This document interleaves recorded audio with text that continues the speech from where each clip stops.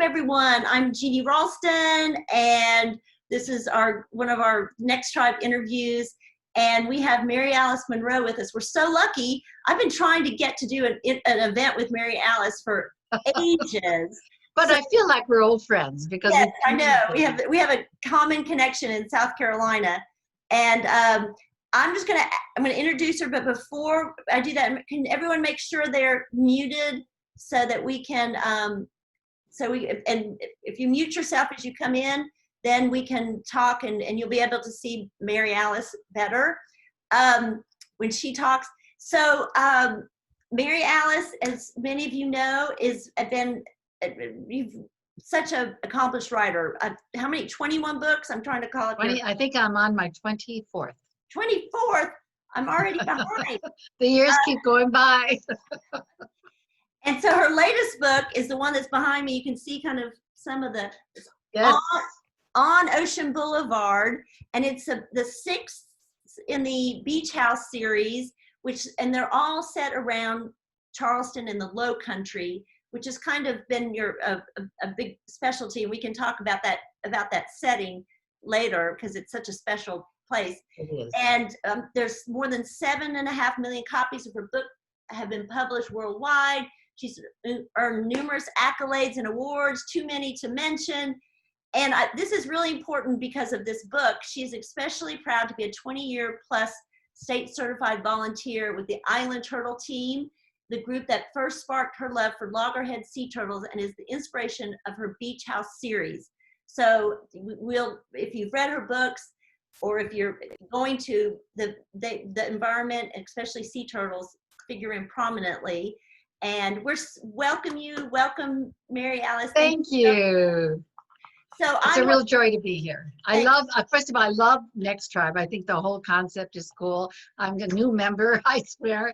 And I love the hashtag age boldly. I think that's very cool. Yes, we believe in it completely, and we can tell you are aging boldly. You know, it's all up here, right? Yep, it's all up here. So I've asked Mary Alice to start with a small excerpt from one of her books, or from the most current book. So we're going to listen to that. We're going to talk a little bit, and then I'm going to ask for your questions. So be thinking. Thank you. This is On Ocean Boulevard, and as Jeannie said, it's number 6 in the series, but I write each book as a standalone novel. So people sometimes say, do I have to read the first one to get? No. As a standalone, there's a beginning, a middle, and end of the story arc, and it's enough. But if you have read the series, and I'm very fortunate that a lot of people love the series, they know these characters. It's the Rutledge family. It's a historic family in Charleston, which means a lot in these old cities. And Linnea is a Rutledge, and it's the Rutledge family. And they have a house on Sullivan's. Kara Rutledge, her aunt, has a house on Isle of Palms. And they're just, as we were talking about, just separated by a little breach inlet. Otherwise, it's 2 very long, thin barrier islands outside Charleston. And Linnea is a young 23-year-old girl who went off in a blaze of independence to California, of all places. Against in South Carolina, they like to keep their little girls home, not too far, much less a whole coast away. So Daddy wasn't happy about this, and that was the last book. But in this book, her startup company that she worked with failed, which is happening a lot. And so she broke up with her boyfriend. So in the end, she has to come home, and she's flying home with her tail between her legs to go live with Mom and Dad, because that's what happens when you have no money and no job. You go home to Mom and Dad. And the other character is Kara. And in the first Beach House book, she was 40 years old.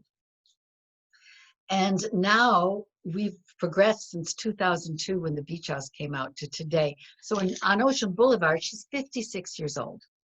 And we've watched this woman go through ups and downs and deaths and births. And she's getting married for the second time. And her fiance really wants to have a big wedding. And she's at the Lowndes Grove plantation and opening of the book. And she's not a big wedding kind of a person anyway. So the with the white dress and the veil and a plantation wedding is just a lot for her to try and swallow. So you have that set up at the beginning.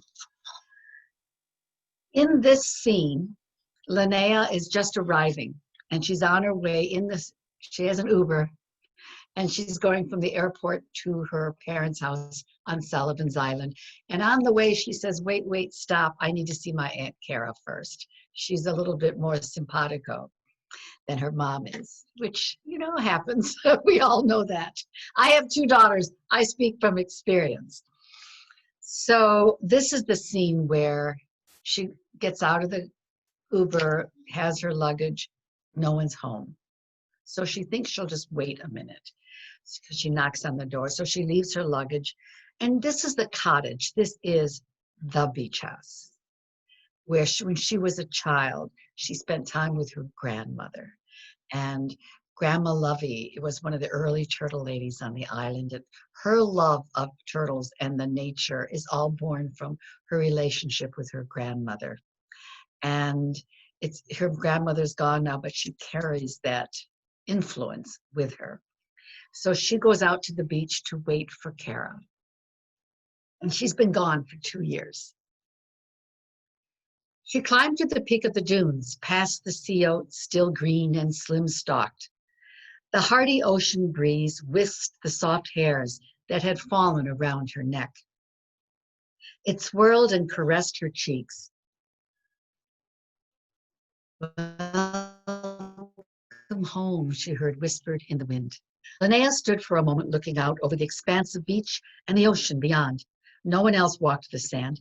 The vast sea appeared to match her mood, reflective and shifting to deep purple. Waves rolled in, gently lapping the shoreline. She put her hands on her hips and drank in the immense vista of perpetually moving sea. Somewhere out there, the turtles were gathering from all points of the continental shelf. Mating was a tempestuous affair, as several males might try to breed with just one female, creating the seeds of a new generation. And within weeks, a new turtle season would begin on the islands as the female turtles came ashore to lay their nests.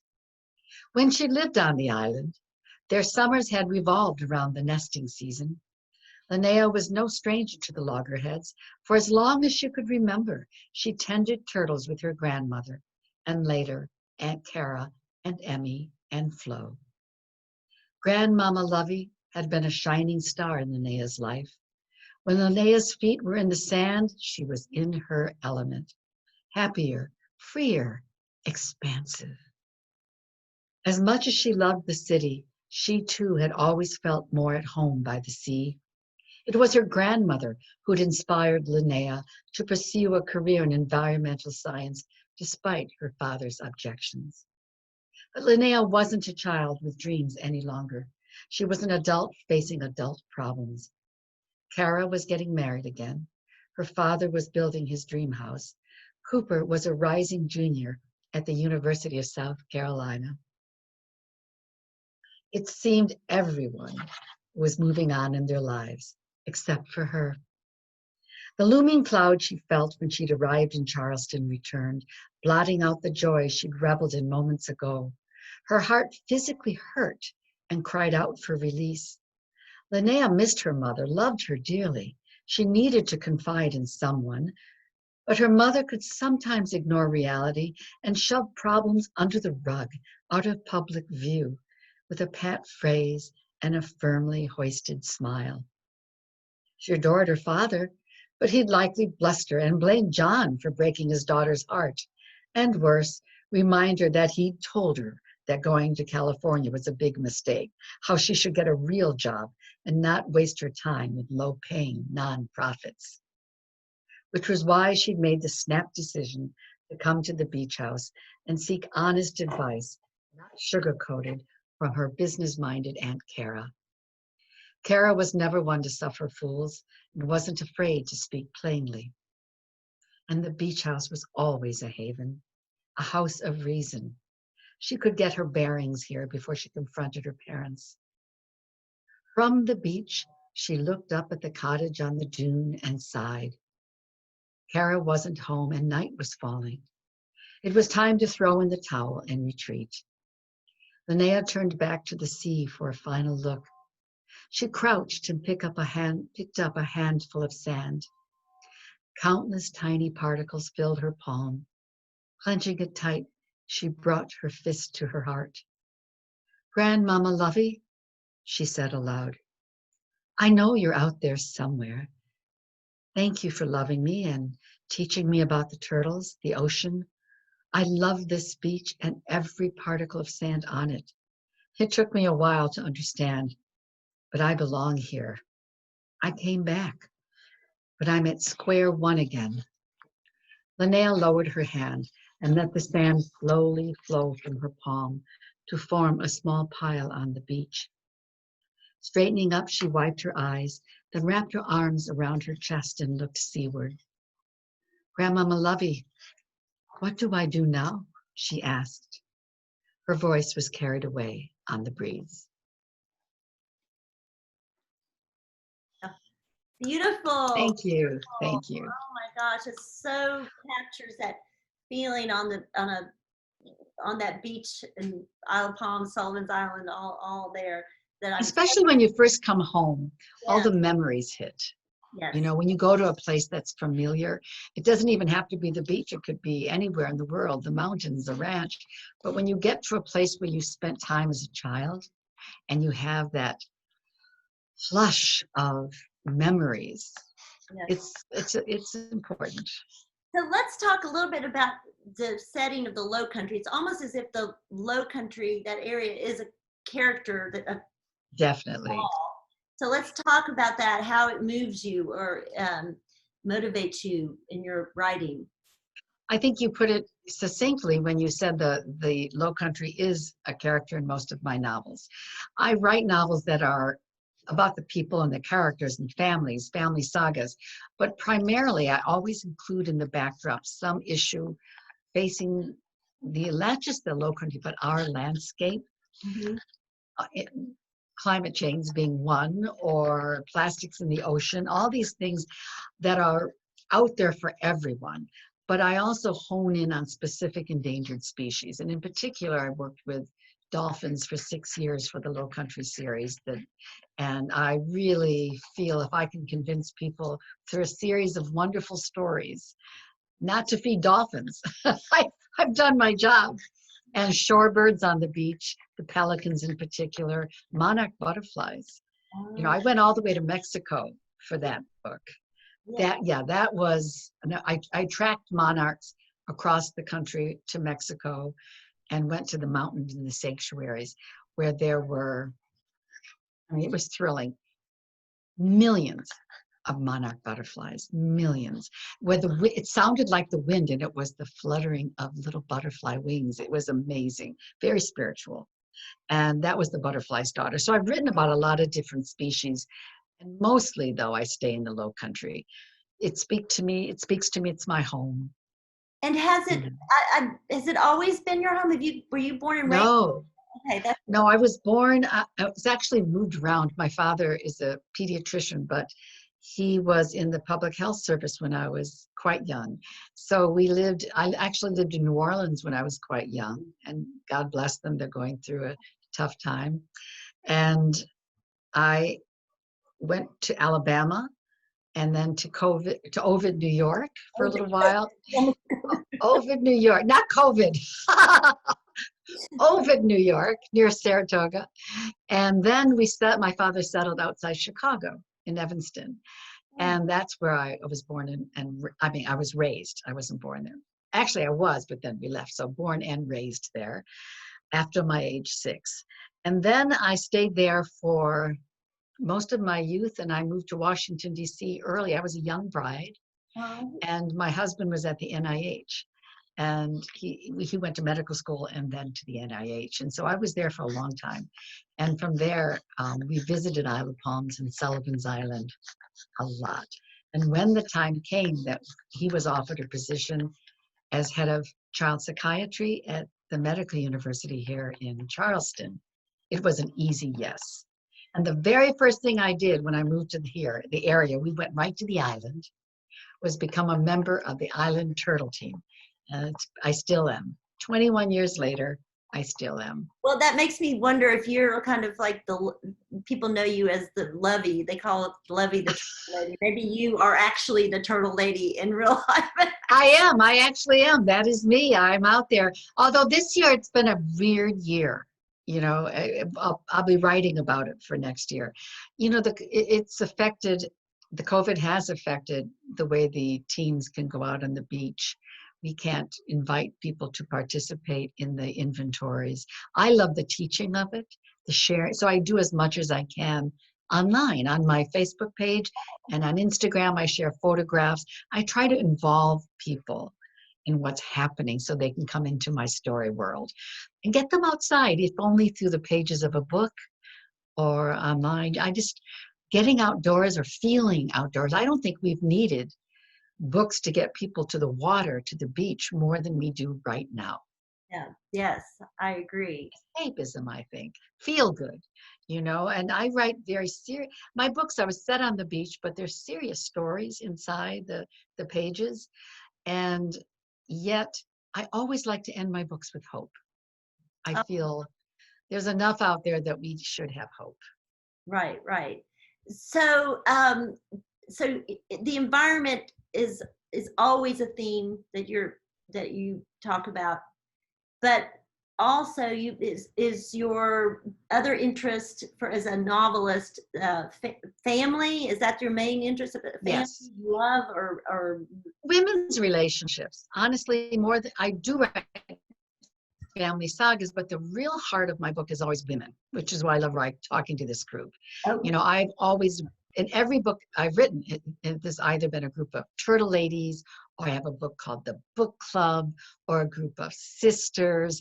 You know, I'm writing a book called The Women of Windover, about women who gather during difficult times and decide to live together. It's sort of like the Golden Girls in the mountains, I guess. But I love the way women support each other. And that's where I think more than anything else, that's the thrust of my books. And it can be mother-daughter, right. sisters, like I said. It's just the relationships in a woman's life.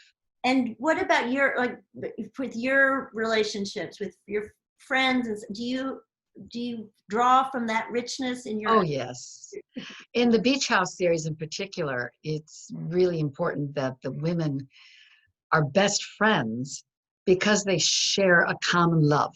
Mm, And it doesn't, the women in your NextTribe, or the women who have a book club, or the women who do anything where they work together, their lives intersect. right, right. You know, I'm friends with authors because we get what we do, you know. That's the friends in fiction, you know. Those women on that program are my friends. We text all day. So I like to write about how what was once disparagingly referred to as women talk, Yeah. which, you know, makes me crazy, is now research has confirmed that it's essential for a woman's well-being to communicate. It's how we interact. We share knowledge. We have group decisions.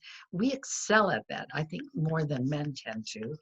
And it's really, if you know a woman who's locked up and alone, reach out to her, especially now in COVID, because it's essential to our well-being. Yes, and we've done stories about that at NextTribe, about how having girlfriends and tending to your social network is so important for your health. And I mean, Yes. if you don't have a good social network, it's more dangerous than smoking or something. You know, whoa, something. Because, you know, if you feel isolated, other things, not just your mental health, but your physical health can really, especially if you're recovering from something. So that's one of the things behind NextTribe is community. Is Yes. community. And it's so important. And I'm glad you brought that up, because I hope that, you know, reading about, I love reading about in your characters in your story and how they relate in different ages too, which is really nice. Well, that's it exactly. I'm having a lot of fun because, as I said, the series began in 2002. So if you read On Ocean Boulevard, you can just read this book, and if you like it, you're done. If you want to read more, each of the book in the series has progressed with age for the characters.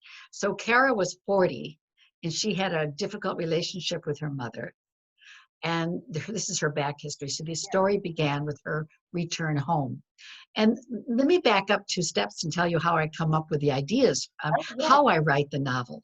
It was when I came to Isle of Palms permanently and joined the Turtle Team, I thought to myself, how can I make my novels help my readers, anyone who reads my books on the beach or wherever, they would know what the sign "lights out for turtles" means. They would understand what the issues are facing this endangered species. But I didn't know how to do it. So I changed the way I wrote a book. Wow. And rather than write from archetypal themes, which is what I had always done, this was my 5th novel, I learned about the sea turtles, academic, working with them. I'd been a volunteer for 2 years. And I created a storyline based on the themes from what I learned. For example, when a sea turtle reaches maturity, and this poor turtle, the hatchling, has to live for 28 years to reach maturity, to come back and lay a nest. So at the time I wrote the book in 1999, we thought it was 20 years. So I knew it was a story of return. Someone would be returning home.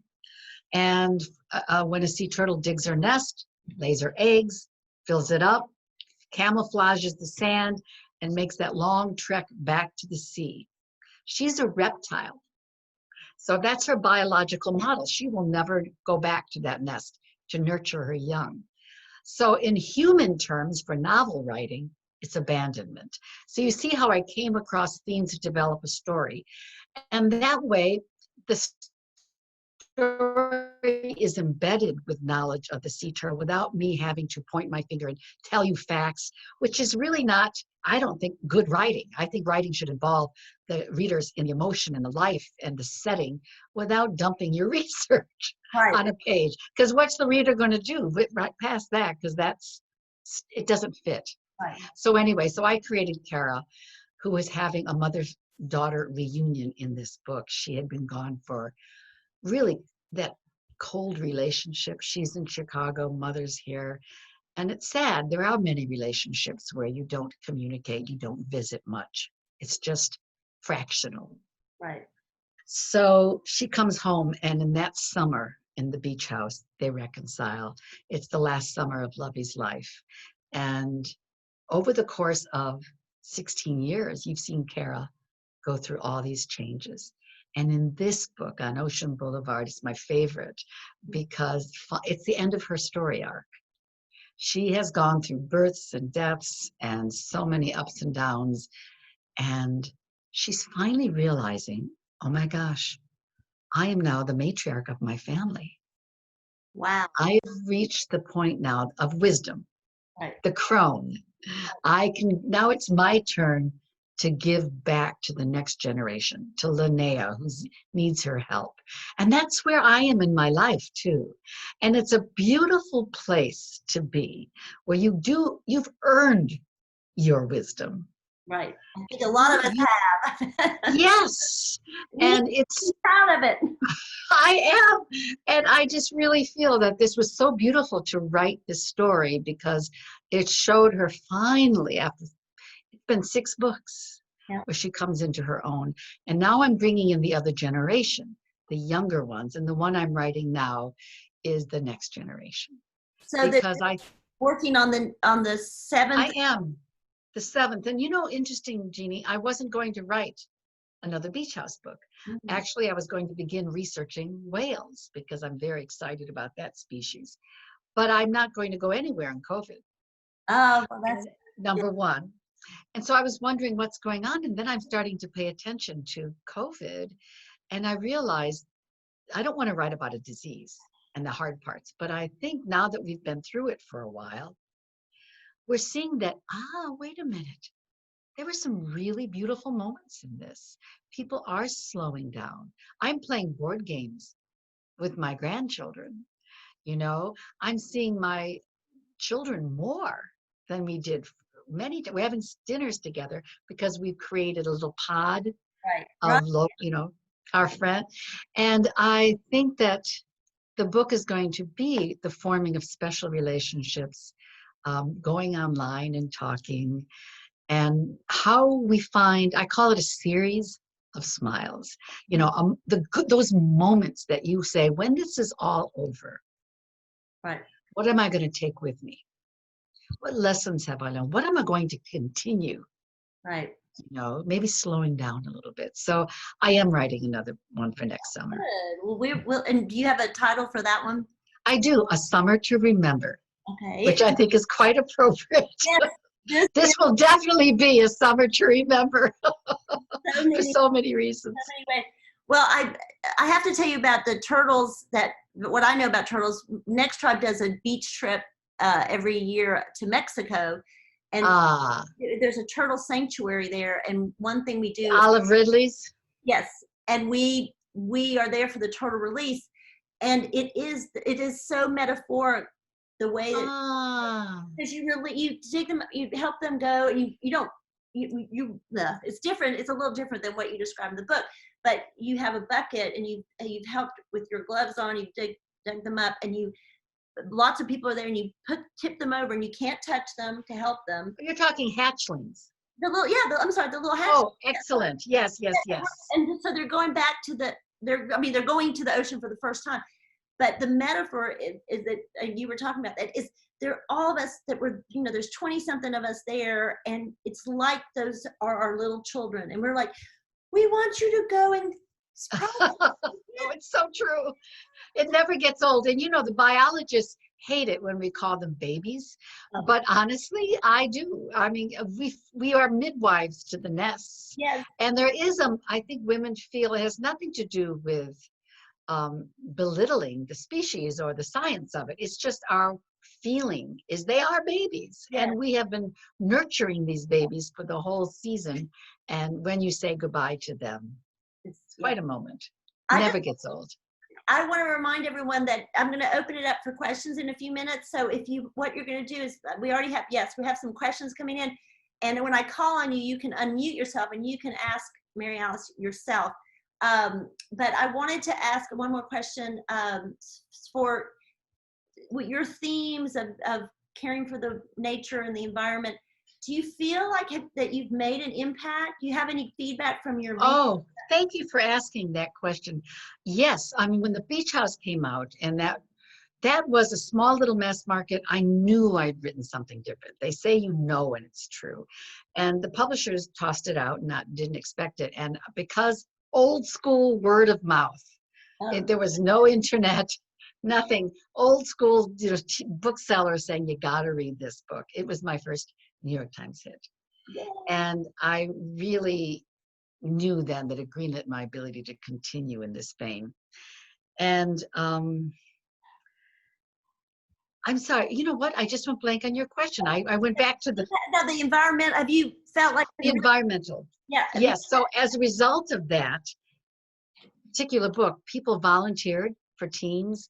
People donated money to the teams in the hospitals for sea turtles, specifically citing the Beach House.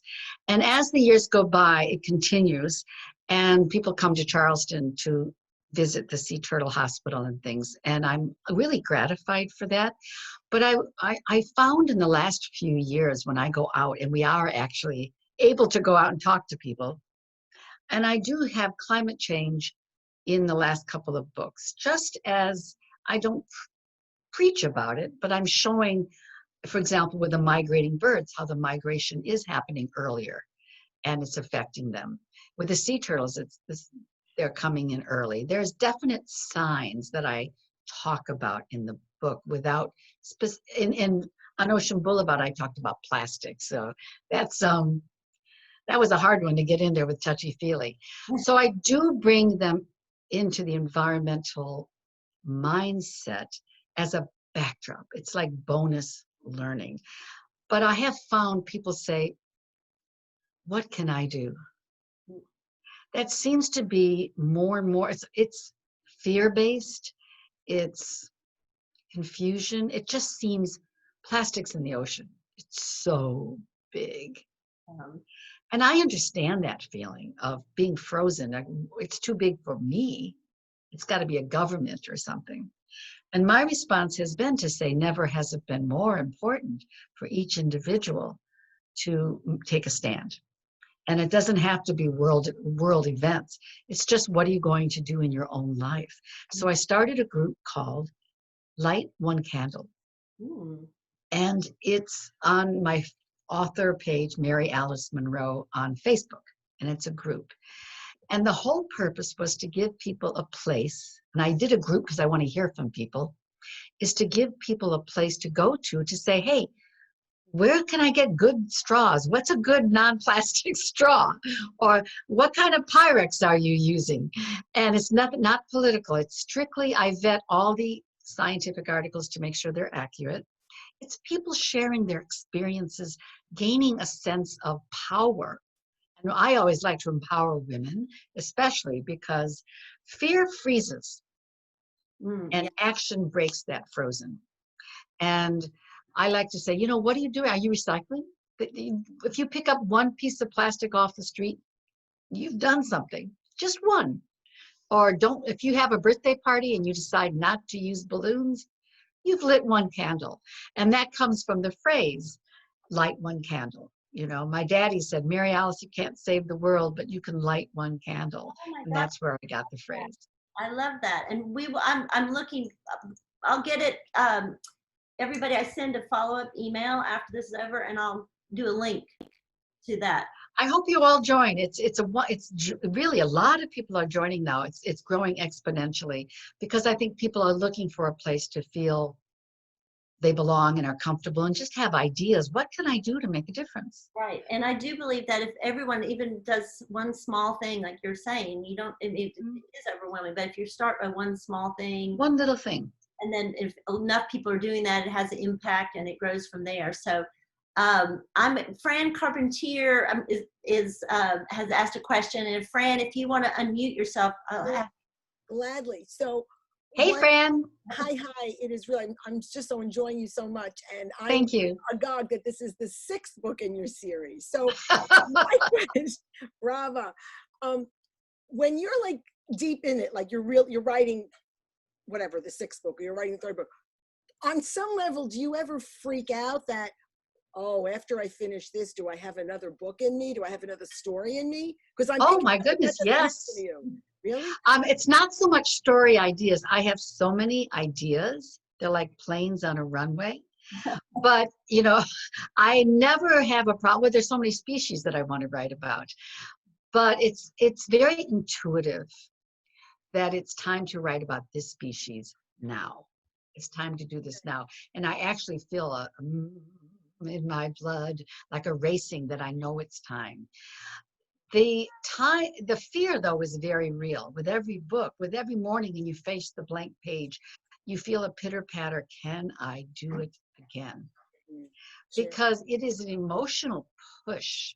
And once you break the ice of fear and you start writing, it's like floodgates. But there is that blank page fear that I think most authors will tell you, oh my gosh, can I do it? I just don't have it in me again. I'm just exhausted before I begin. Somehow diving in and getting those pages, you can write bad pages, but you can fix bad pages. Right. And to Fran's point about working in a series, Oh, I never promised the next book.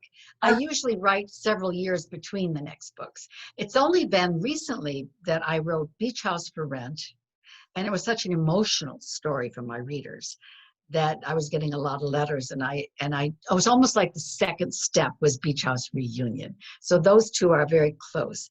And then after that, there was a hurricane. That's my dog. I'm sorry. I have lots of dogs. There was a hurricane evacuation, and it wasn't a beach house book, but The Summer Guests, which, speaking of hurricanes, if you want to read a hurricane book, it's The Summer Guests, is about my evacuation. I call it The Big Chill with Horses and Dogs. And there is a scene from the Beach House series in there. And then after that, I wrote, because it had been several years, I wrote On Ocean Boulevard, and I wasn't going to wait. I was going to wait a couple of years. And I actually have other books in line to write. But with COVID, I just know my body and my mind and my heart and soul is saying, this is a great family story. Mm. This doesn't happen every day. I want to write about this. So I will. But then it'll wait a couple of years. I promise you, I have other books that I'm dying to get to. I love Whales included. I love the idea of planes on a runway. That sounds like that. I can't understand it when people say they don't have a story idea. I'm like, you've got to be kidding. I'm not going to live long enough to write all mine. Good for you. Okay, Cheryl Miller, if you want to unmute yourself, you had a comment or question? Question here. I love Yes, I get to meet you. thank Hi, Cheryl. Hi. Oh, and thank you, NextTribe. I am so socially needy. I need this so much. Thank you. Me too. Yeah. My husband and I, we got a motorhome a couple years ago, and we've been traveling around the country. Oh, that's so cool. Oh, I think she froze. we Darn lose it. Cheryl, well, we'll come when she comes back. All right. We'll get it. And Susan Wise, Susan, can you unmute your? Oh, wait, is she still there? Wait, Cheryl, are you still there? Cheryl, if you can hear us, why don't you sign off and come connect again, and then we'll get your question, okay? Susan, do you want to? Wise, do you want to unmute yourself? Yeah, hi there. Hi, Susan. I hear you. Hi. Oh, are beautiful you? flowers. I'm so happy. Oh, thank you. Those are, the first week of COVID, I took my camera outside and went to find the bluebonnets. That's great. So that's the picture. That's a picture of some bluebonnets down the street from my house in the springtime. Gorgeous. In March, the end of March, I guess. Yeah. So my daughter, I was saying that my daughter just got her graduate degree from the University of Colorado in master.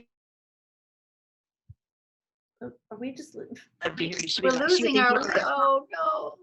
Maybe they shouldn't do video, just audio. Oh, there's Susan. I hear you now. Okay, Susan, go ahead. Anyway, so my daughter, so I'm gonna see what the notes that Jeannie puts in and connect my daughter with you, because she would love to learn, because she's always been the one about don't have a plastic straw and I don't love print her. You didn't print that piece of paper, did you? So she's great. Yeah, she is. Yeah. So anyway, so I was wondering if there's a bookstore, or if just for our group, if there was a way we could connect with you to get autographed copies of the book that you're. Oh, yes, I can make that happen. There's a bookstore in Charleston. She'll probably give you, whenever this happens, she usually gives everyone a discount. So a minimum of 10% off, but we can do better. And I'll come in and sign them. Thank you. It's called Buxton Books. Okay. And they'll ship, and BUXTON, and it's in Charleston. Good. And I can go, and if anyone wants to personalize a copy, I will go downtown and I will sign those books for you. Oh, we would love that. Thank you Thank so you for much. asking. Thank you. Yeah. I will also put that, Susan and everybody else, I will put the information about Buxton Books in my email to everyone afterwards, so you can, you have a link and so forth. So good. Thank you, Susan. What a great idea. Thank you. And Catherine Stillwell has a question if she wants to, if you want to unmute yourself, Catherine. I think I just did. Oh, hi. I remember your face. I was looking at you. Mary Alice, you sort of answered this, but last spring you said that nobody could imagine writing about COVID, having gone through it. But now, 5 months down the pike, you're saying that you would. I can really visualize these two families in these side-to-side houses. Yes. We don't have a pod. My husband and I don't have a pod like you do. Our kids are spread. Yeah. But I imagine your life, and so I'd like to read about it. Oh, thank you. And what's interesting too is that even on the Turtle team itself, they are taking very strong restrictions not to see other people so they can work together. And I think I set it up in this book. It just fell into my lap. that Kara is getting married and her husband does work in England. And she falls in love with a man from England and a boy in California. So the whole triangle is completely there. It's like, oh my goodness, with COVID, it's all set.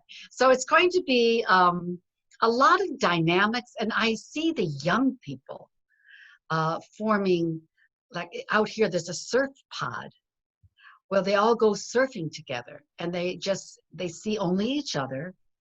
And I love the camaraderie of it. And it's something that may never happen again in their lifetime. We hope not. Well, this is true, but you also have the experience of the wedding. And so if you could put a wedding in there, you know how it would be. No, honestly, you want to hear a true story? My daughter was supposed to get married This summer. Oh, yes. So the wedding was canceled, but we had a ceremony just with signing.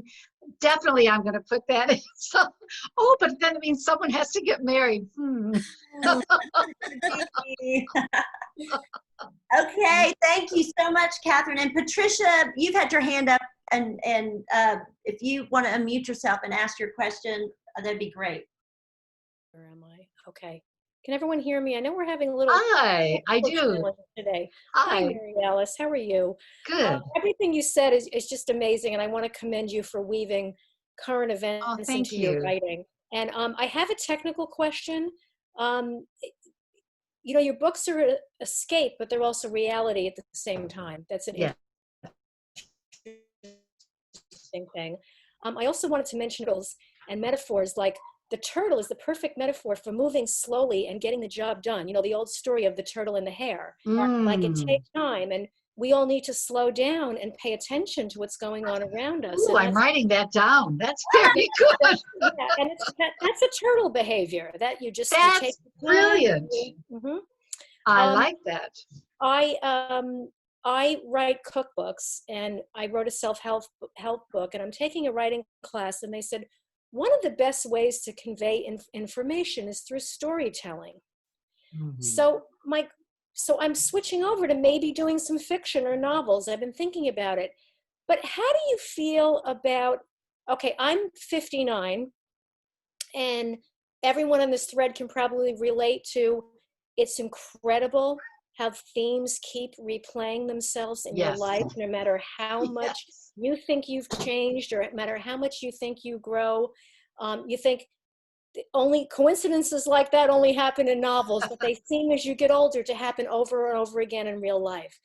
So do you think it's better to tell stories, I don't know if I'm conveying this properly, to go back and tell the story? Like, I wanted to do a novel set on the 70s because we can all relate to that. And I'm wondering, should I bounce it to present day or just leave it there?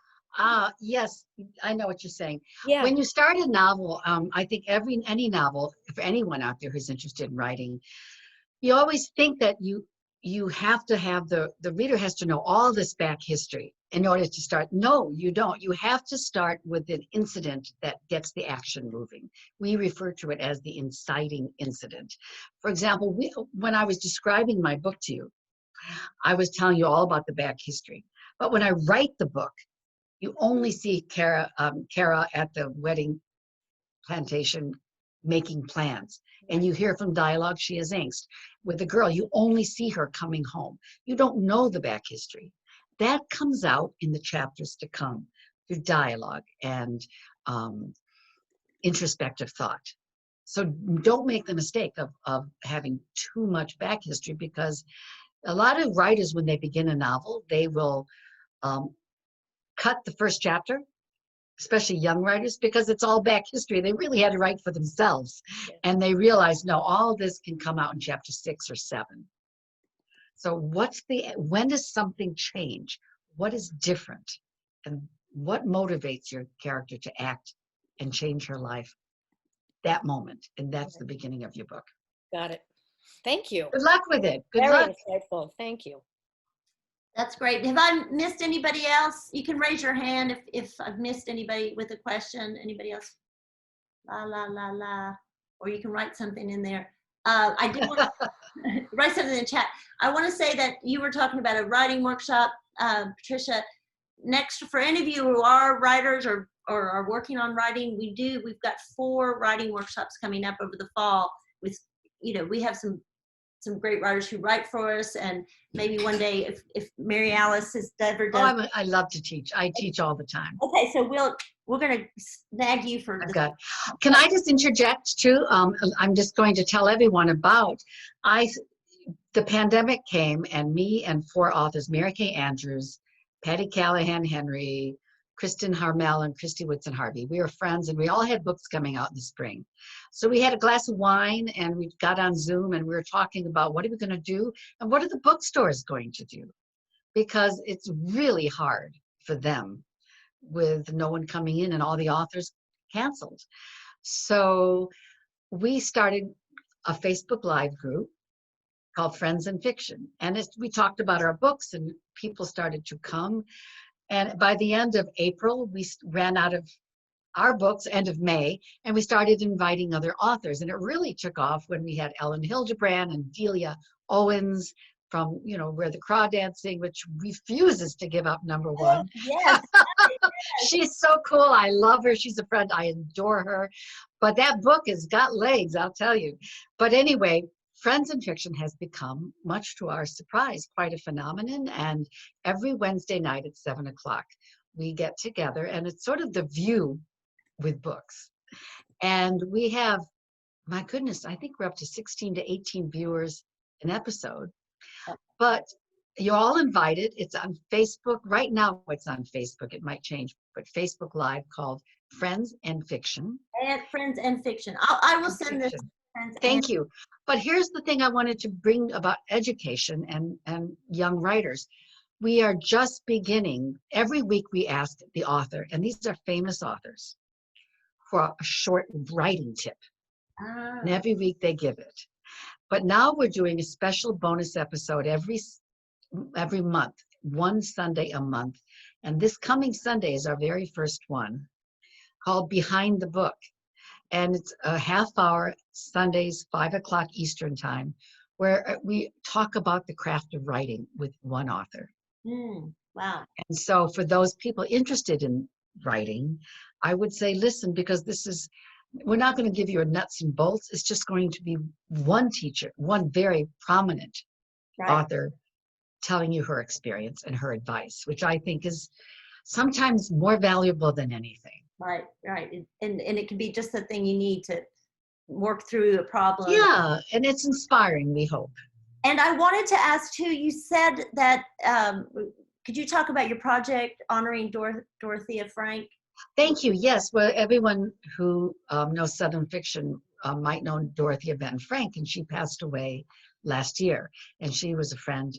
And we are gathering together and writing a book, and it's in her honor, this charity. And it's myself, Mary Alice Monroe, Ellen Hildebrand, Adriana Trigiani, and Pat Conroy's widow. If you haven't read her book, it's fabulous, Cassandra King Conroy, and Patty Callahan Henry. And our poet laureate is Marjorie Wentworth, and her poems were often in both Dottie's and my books, and she's putting it out. It's called Beach Reunion, and it'll be out in June. My book will be out in May, and then this will be out in June. And at the end of June, I have to tell you, I'm so excited. My very first middle grade book is out. I am so thrilled. I've always wanted to write for this age group. This is the group when at 11, 10, 11, 4th, 5th grade, 3rd, 4th, 5th, where they still think I want to be a judge and a ballerina. I'm going to be president and a barista. They believe they can do it all. And I love it. So these are 3 children that I put on a real island off Isle of Palms. It's called Deweese. And there is no internet, no stores, no cars, only accessible by boat. And these 3 children, one is an army brat whose daddy was injured in the war. That's why he's sent to live with his grandmother for the summer. You have a little African-American boy who's from a well-to-do family in Atlanta, in the city, and he's there. And you have a little girl, kind of an Hermione kind of a girl, know-it-all. They would never be friends ordinarily, but they're stuck on this island and they think it's the worst summer ever until all the electronics are off. They play outside and they explore nature and they become friends. So I'm really excited about this book. It's called The Islanders, and it comes out at end of June, early July. Okay, and what was the one you're working on, the 7th in the series? When is that? A Summer to Remember, and that'll be out May 11th. So it's a big summer for me. And after that, I'm going to collapse and go to sleep and take 2 more years to write the next book. And somebody asked about Catherine asked again about the hurricane book is. Oh, that's called, I really love this book. It's called The Summer Guests, Guests. Okay. And it's about evacuation with horses and dogs, and it's based on a true story, but it's 5 days. And their lives are changed. And that's why I call it The Big Chill with horses and dogs. But you will learn, as I did, these were equestrians. So I had to learn quite a bit about dressage and hunting and things. I know how to ride, but I'm not an equestrian. And it was so fascinating to see this love, devotion people have for their horses and their dogs. You know, it's the animals, people together in a time of strife, a hurricane evacuation. And I really love the book. I do. Good. Summer Guests. Well, And it's a good time to read it now that this horrible hurricane has just hit the Gulf. Coast, We and keep them in our prayers. And it sounds like supposedly we're going to have a still very active hurricane season. I got a house in the mountains. I mean, honestly, the joke of it is that while I was up in this area evacuating, I ended up buying a little house because I do not stay. When a hurricane comes, I've been here for 21 years, and right now in my office, I can't show it to you, but most of the shutters are up in the windows. So it's a dark office because we're in hurricane season now. Yeah, I always got to think of that. The name of the book for Dorothea Benton Frank is Beach Reunion. Beach Reunion. And that's the anthology. When is that coming out? June. Okay, that's early June. 2 things that you're working on for. Well, the 2 are done, and I'm finishing my novel, and that'll be a summer. I don't want to hand it in until the summer's over. So we're in real time. Who knows what else? I mean, knock on wood 100 times. No more hurricanes, please, dear Lord in heaven. Well, can you send us out then on your poem that you? Thank you. This is a poem that I wrote for On Ocean Boulevard. I actually had written it years before, and I was always shy about my poetry because I'm a novelist, and I have great respect for poetry. I read it every day. And when I read Where the Crawdads Sing, which I loved that book, I was very impressed that Delia actually wrote the poetry. And I thought, well, Mary Alice, don't be so shy. Put your poetry out there. So in this book, it's the first time I published it. And it's called Odyssey. And it's about the theme of the book, which is this coming home. And this is the story of a sea turtle's return to the beach, called Odyssey. The sea is thick and murky. Can you see me? I am propelled forward, swept in spiraling swift water. The great current carries me. It writhes along the coastline, swirls around the great gyre, churns past vast sargassum weed. The current snakes from south to north, a supernatural force pushing me forward, always onward. I am a loggerhead. I've journeyed far in this vast ocean, servant to my magnetic compass. Now a voice calls to me in the current. It is the voice of my ancestors, an instinct that has guided mothers generation after generation for 200 million years. I heed the call. I spread my beautiful flippers as strange forces gain strength in my soul, compelling me westward. Light shimmers above, then grows dark. Aqua to indigo, over and over on this odyssey. Hunger gnaws at my belly as I swim through the broth of drifting plankton. I push past gangly gliding invertebrates, beyond the wreckfish and sea bream that share space beneath the gilt rock, laden with pink coral and bright anemones. I am riding a river of current, sliding in watery thermals, warmed by the sun, powered by the earth's rotation. I am soaring through liquid wind, returning to the beach of my birth. I am swimming, swimming, swimming home. Wow. Gosh. It's going to Thank make all you. of us want to come run out to little turtles, and that's such great work you're doing, not just in your Thank you. writing, of course, but in the bigger picture. And I think that's Thank beautiful. you, Jeannie. Thank you. So I want to thank everyone for coming, and especially Mary Alice. Thank you so much. It's so great to finally meet you after all this time we tried to get together. And I'm going to put something in the chat, and I'll put it also. NextTribe, if you're interested in becoming a member, there's the link. I am. Okay, thank you. See, Mary Alice Monroe is going to be a member. 100%. We do lots of events, and we do trips and so forth. Of course, not trips right now, but once we've done a lot, and we'll get back to that. So I hope you become a member and help and support what we're doing, because we've got a lot of things going on, and we love ideas and energy with us. And Well, I think it's a time for women's voices to be heard. absolutely, we couldn't agree more. So I want to thank everyone, and I'll send everyone an email with some notes and some links and things like that. So look for that. And I'm going to unmute everyone so we can all applaud our sweet guest. Thank you. Thank you. Thank you, everybody. Thanks, Mary Oh, Alice. Thank you. Age boldly. Thank you. Thank you. Thank you. Thanks all. Enjoy the evening, everybody. Good Thank you, night. Mary Alice. Thank you. so much. Bye. Bye.